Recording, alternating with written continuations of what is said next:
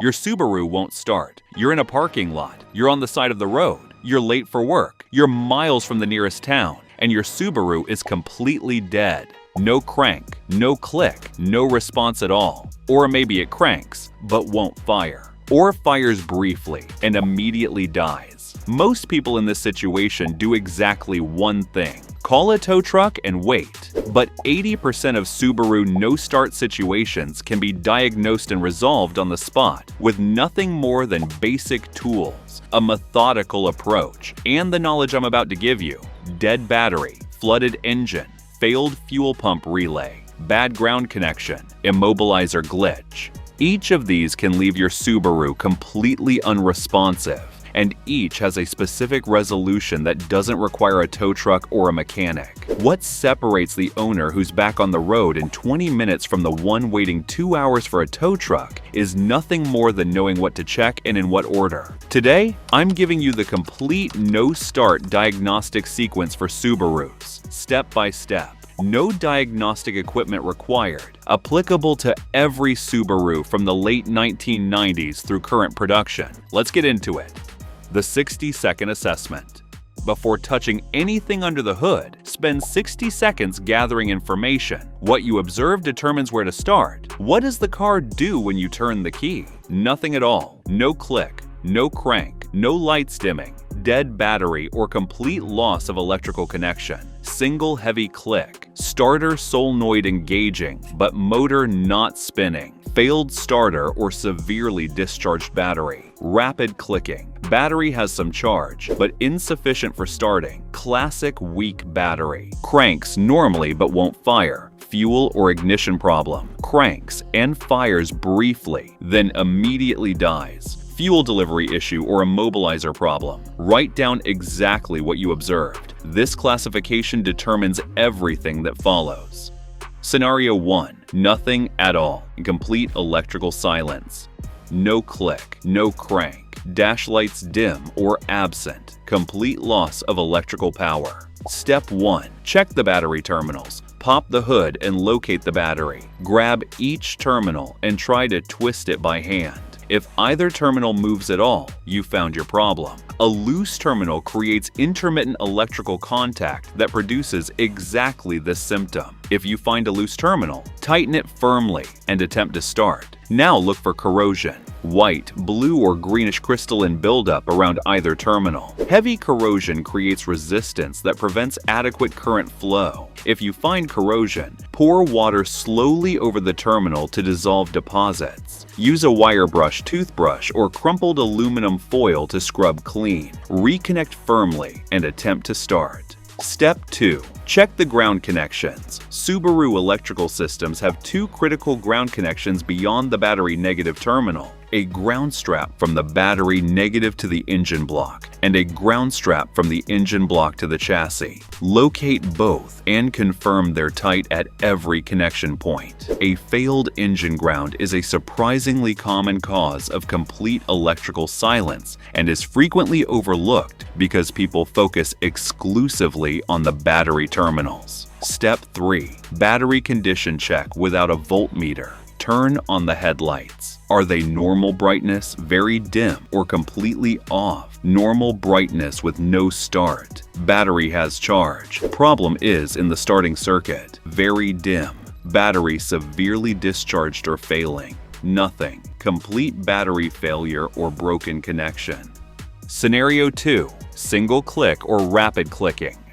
Step 1. Attempt a jump start. This is the most common Subaru no-start situation by volume. If you have jumper cables in another vehicle or a portable jump starter, connect positive to positive on both batteries. Connect negative to the assisting vehicle's negative terminal. Connect the final negative clamp to an unpainted metal surface on your Subaru's engine block, not the battery negative directly. Wait 3 to 5 minutes before attempting to start. Attempt to start. If it fires, drive immediately for at least 20 to 30 minutes to recharge the battery. Step 2. Push start, manual transmission only. If no jump source is available and you have a manual transmission Subaru, press and hold the clutch. Put the transmission in second gear. Have helpers push or release the handbrake on a downhill slope. At approximately 5 to 8 miles per hour, release the clutch quickly. Once running, keep RPMs above 1,500 for a few minutes before driving normally. CVT-equipped Subarus cannot be push-started, manual transmission only. Before we continue, breakdowns happen to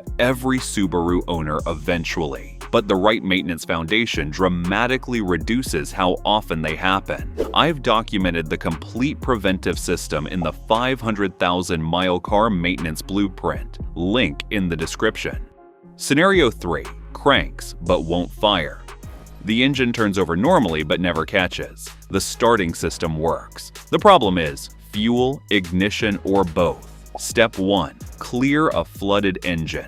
A flooded engine has too much fuel in the cylinders. This happens most commonly after repeated failed start attempts or in very cold conditions. You may smell raw fuel from the exhaust or engine bay. To clear a flooded engine, press the accelerator pedal fully to the floor and hold it. Do not pump it. While holding the pedal flat, crank the engine for 5 to 8 seconds. Release the pedal. Wait 30 seconds. Attempt a normal start. Wide open throttle. Signals the ECU to reduce fuel injection, allowing excess fuel to clear from the cylinders. Step 2. The key cycling technique. Modern Subaru fuel systems prime the fuel rail each time the ignition cycles to the on position.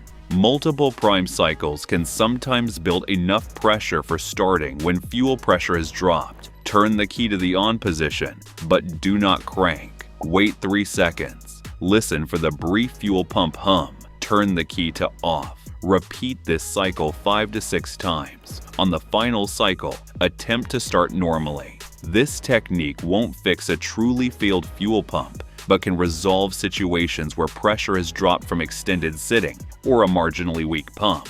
Step 3. Check the crankshaft position sensor connector. The crankshaft position sensor tells the ECU the engine's rotational position. A failed or disconnected CKP sensor can produce a crank no start condition. Location: typically on the bell housing near the transmission.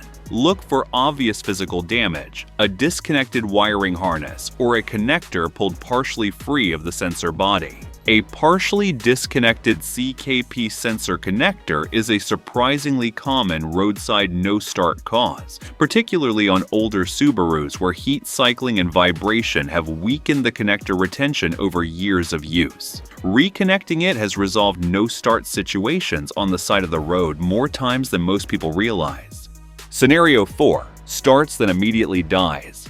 Fires and runs for 1 to 3 seconds, then shuts off. This pattern almost always points to an immobilizer issue or a fuel pump relay failure. Step 1. The immobilizer reset. Modern Subarus have a factory immobilizer that authenticates the key before allowing sustained engine operation. When this glitches, it allows the engine to start briefly before cutting fuel. Try this sequence. Lock all doors using the key fob. Wait 30 seconds. Unlock using the key fob. Attempt to start. If that doesn't work, try the battery disconnect reset. Remove the key from the ignition.